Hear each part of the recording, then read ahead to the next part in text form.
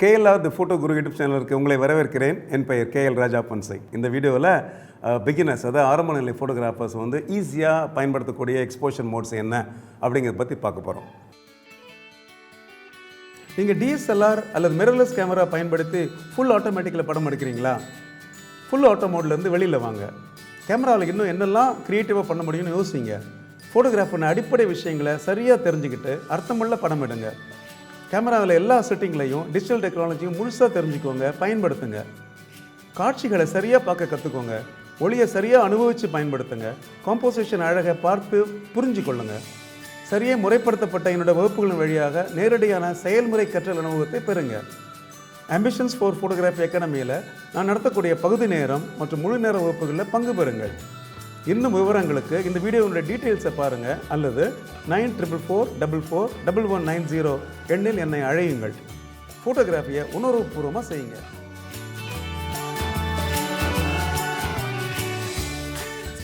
பொதுவாக நம்ம பிகினர்ஸ் வந்து டிஎஸ்எல்ஆர் கேமரா வாங்கி எடுக்கிற சமயத்தில் மொபைல் ஃபோனுடைய அதே கான்செப்ட்டில் அப்படியே என்ன பண்ணுவாங்கன்னா, இந்த க்ரீன் மோடை யூஸ் பண்ணிட்டு இருப்பாங்க. ஃபுல் ஆட்டோமேட்டிக் மோட் பார்த்தீங்கன்னா தெரியுங்களா? சில கேமராவில் A+ன்னு போட்டிருக்கோம், இன்னும் சில கேமராவில் வந்து க்ரீன் கலர் வந்து ஒரு ரெக்டாங்கிள் போட்டிருப்பாங்க. அதை வச்சு படம் எடுக்கும்போது கேமரா எல்லாத்தையுமே பார்த்துக்கும். கேமரா எல்லாத்தையுமே பார்த்துக்கணும் அப்படிங்கிறது நல்லா தான் இருக்குது உங்களுக்கு. ஆனால் நிறைய சமயத்தில் வந்து பார்த்திங்க அப்படின்னா, ஒரு க்ரியேட்டிவாக சில விஷயங்களை பண்ணணும், இல்லை லைட்டிங் ஏற்ற மாதிரி சில விஷயத்தை நான் மாற்றணும் உங்களுக்கு, இல்லை நாய்ஸ் லெவலை நான் ஆல்டர் பண்ணணும், இல்லாட்டி வந்து ஒயிட் பேலன்ஸை மாற்றணும் அப்படின்னு சொல்லிட்டு ஏதாவது ஒன்று நம்ம ட்ரை பண்ணால் எதுவுமே பண்ண முடியாது. ஏன்னா ஃபுல் ஆட்டோமேட்டிக் மோடில் பார்த்தீங்கன்னா கேமரா உங்களுக்கு எந்த ஆப்ஷனுமே கொடுக்காது. எக்ஸ்போஷர்லேயும் ஆப்ஷன்ஸ் கொடுக்காது, அப்புறம் கேமரா கண்ட்ரோல்ஸில் ஆப்ஷன்ஸ் கொடுக்காது, மெனூஸ்லேயும் ஆப்ஷன்ஸ் கொடுக்காது.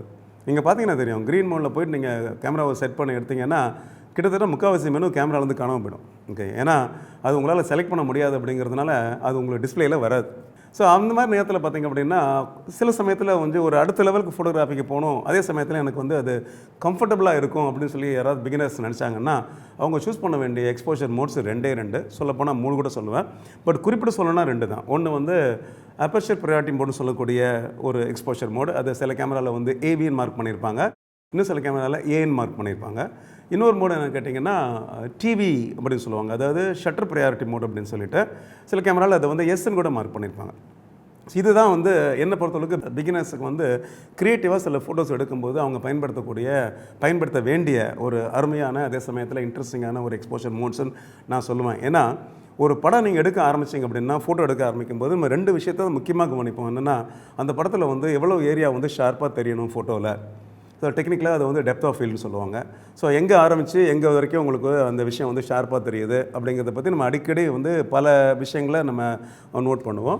ஸோ அந்த டெப்த் ஆஃப் ஃபீல்டுங்கிறது ஒரு மெயினான ஒரு கன்சர்ன் நமக்கு. 2வது எந்த விஷயம் நம்ம வந்து ஒரு மெயினாக யோசிப்போம் கேட்டிங்கன்னா, அந்த சீனில் சப்போஸ் ஆக்ஷன் இருந்துச்சு அப்படின்னா, நீங்கள் உங்கள் சப்ஜெக்டில் வந்து ஏதாவது மூவ்மெண்ட் இருந்துச்சு, இல்லை கேமராவில் ஒரு மூவ்மெண்ட் இருந்துச்சு அப்படின்னா அந்த நேரத்தில் வந்து அந்த மூவ்மெண்ட்டை, ஆக்ஷனை வந்து நம்ம வந்து எப்படி பிளர் பண்ணி அந்த மூவ்மெண்ட்டை எஸ்டாப்ளிஷ் பண்ணுறோமா, இல்லை அது ஃப்ரீஸ் பண்ணி எஸ்டாப்ளிஷ் பண்ணுறோமா அப்படிங்கிறது தான்.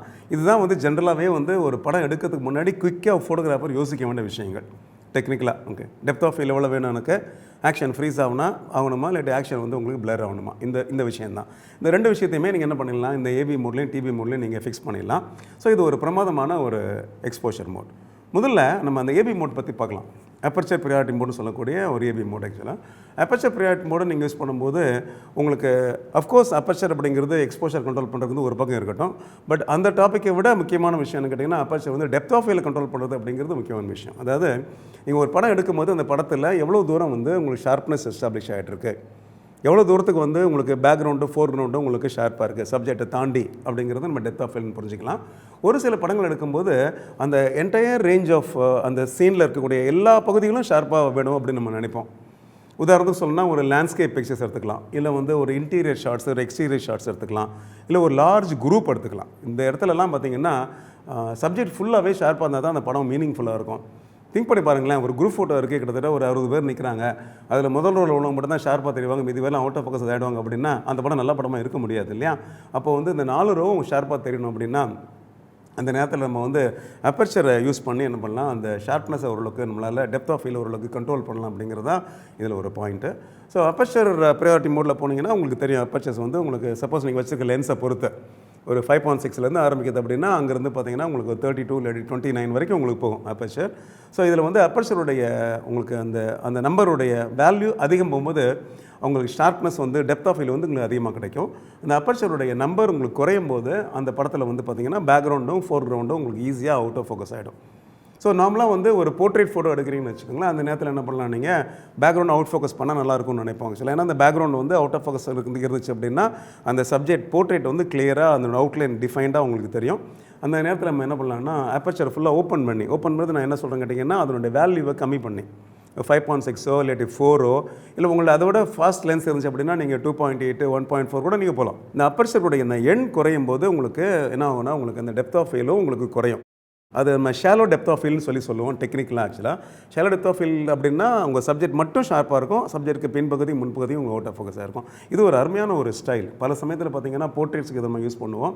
இல்லை எங்கெல்லாம் பேக்ரவுண்ட் உங்களுக்கு வந்து டிஸ்டர்பன்ஸ் இருக்குன்னு ஃபீல் பண்ணுறீங்களோ, பேக்ரவுண்ட் இம்பார்ட்டன்ட் இல்லைன்னு ஃபீல் பண்ணுறீங்களோ, எங்கெல்லாம் உங்களுக்கு பார்க்குறவங்களோட அட்டென்ஷன் பேக்ரவுண்டுக்கு போகக்கூடாதுன்னு நினைக்கிறீங்களோ அப்போல்லாம் நம்ம என்ன பண்ணணும், ஷாலோ டெப்த் ஆஃப் ஃபீல்டு தான் நம்ம பயன்படுத்தணும். அப்போ என்ன பண்ணுங்கள், நீங்கள் ஏவி மோடில் இல்லாட்டி ஏ மோடில் நீங்கள் போயிட்டு என்ன பண்ணலாம், அப்பர்ச்சருடைய நம்பரை கம்மி பண்ணி யூஸ் பண்ணுங்கள். அப்போது அந்த படங்கள் வந்து ரொம்ப பியூட்டிஃபுல்லாக ரொம்ப அழகாக இருக்கும்.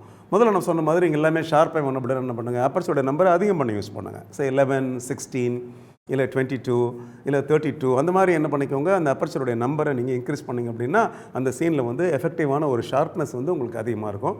இது லேண்ட்ஸ்கேப் பிக்சர்ஸில் யூஸ் பண்ணிக்கலாம். நான் சொன்ன மாதிரி உங்களுக்கு இன்டீரியர் எக்ஸ்டீரியரில் யூஸ் பண்ணலாம், குரூப் பிக்சரில் யூஸ் பண்ணலாம். எங்கெல்லாம் எனக்கு எல்லாமே ஷார்ப்பாக நினைக்கிறீங்களோ அங்கெல்லாம் என்ன பண்ணுங்கள், அப்பர்ச்சரை ஃபுல்லாக கம்ப்ளீட்டாக அந்த நம்பரை இன்க்ரீஸ் பண்ணி யூஸ் பண்ணுங்கள். அந்த படங்கள் பிரமாதமாக இருக்கும். அப்போது வந்து கேமரா ஆட்டோமேட்டிக்காக என்ன பண்ணு கேட்டிங்கன்னா அப்பர்ச்சரை நீங்கள் செலக்ட் பண்ணுறதுனால அதனோட இன்னொரு ஃபேக்டரான ஷட்டர் ஸ்பீடை கேமராவே செலக்ட் பண்ணிக்கும். இந்த இடத்துல வந்து ஷட்டர் ஸ்பீட் ஆட்டோமேட்டிக்காக மாறிடுது. ஐஎஸ்ஓ நீங்கள் ஆட்டோமேட்டிக்கில் வச்சுருந்தீங்கன்னா கேமரா ஐஎஸ்ஓயும் ஆட்டோமேட்டிக்காக செலக்ட் பண்ணுங்கள். ஸோ உங்கள்ட்ட கன்சர்ன் என்னென்னா அப்பர்ச்சரை மாத்திரம் நீங்கள் செலக்ட் பண்ணால் போதும், கேமரா ஆன் பண்ணிக்கும், ஷட்டர் ஸ்பீடையும் ஐஎஸ்ஓயும் ஆட்டோமேட்டிக்காக செலக்ட் பண்ணிக்கும். இது ஐ திங்க் ரொம்ப ஒரு சிம்பிளான ஒரு ஈஸியான ஒரு மெத்தட். உங்களுக்கு டெப்த் ஆஃப் ஃபீல் முக்கியங்கும் போது என்ன பண்ணிக்கோங்க, ஏவி மோடில் ஒர்க் பண்ணுங்கள். இன்னொன்று டிவி மோட், அதாவது ஷட்டர் ப்ரையாரிட்டி மோட், எஸ் மோடுன்னு சில கேமராவில் இருக்கும். இங்கே வந்து என்ன பண்ணுறோம்னா நம்ம ஷட்டர் ஸ்பீடை நம்ம செலக்ட் பண்ணுறோம். ஷட்டர் ஸ்பீட் அப்படிங்கிறது எவ்வளோ நேரம் உங்களுக்கு வந்து லைட் வந்து சென்சாரில் படுது அப்படிங்கிறது தான் ஷட்டர் ஸ்பீட். ஆக்சுவலாக அது என்ன பண்ணலான்னா ஷட்டர் ஸ்பீடை நீங்கள் குறைக்க என்ன ஆகும்னா லைட் வந்து சென்சார் மேலே அதிக நேரம் படும் அப்படிங்கிறது ஒரு பாயிண்ட் உங்களுக்கு. அப்போ படங்கள் பிரைட் ஆகும் அப்படிங்கிறது. இரண்டாவது என்னென்னா ஷட்டர் ஸ்பீடை குறைக்க என்ன ஆகும்னா அங்கே ஏதாவது மூவ்மெண்ட் இருந்துச்சுன்னா அந்த மூவ்மெண்ட் வந்து கொஞ்சம் பிளர் ஆகிடும். ஏன்னா ஷட்டர் ரிமைன்ஸ் ஓப்பன், ஷட்டர் வந்து உங்களுக்கு திறந்தே இருக்குது. அந்த நேரத்தில் வந்து ஃப்ரேமுக்குள்ளே சப்ஜெக்ட் மூவ் ஆனாலோ இல்லை உங்கள் கேமரா மூவ் ஆனாலோ பார்த்தீங்கன்னா அது வந்து ஒரு பிளரிங் எஃபெக்ட் கிடைக்கும்.